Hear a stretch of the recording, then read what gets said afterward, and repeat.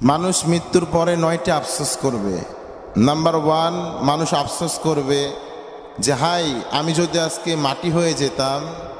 ইয়া লাইতানি কুনতু তুরাবা, আজকে যদি আমি মাটি হয়ে যেতাম, মাটি হয়ে যেতাম। এই কথাটি প্রত্যেকটা মানুষ বলতে থাকবে, কারণ কবরের আযাব হলো বড্ড ভয়ঙ্কর। গুনাহগার বান্দাদেরকে কবর গ্রাস করে ফেলবে, চারিদিক থেকে গ্রাস করে ফেলবে, সামনে থেকে, পিছন থেকে, ডান থেকে, বাম থেকে কবরের মাটি তাকে গ্রাস করতে লাগবে। তারা বলতে থাকবে আলাইতানি কুনতু তুরাবা, হায় আজকে যদি আমি মাটি হয়ে যেতাম। আফসোস করতে থাকবে আর তার শরীরের উপর সে চাপড়াতে থাকবে।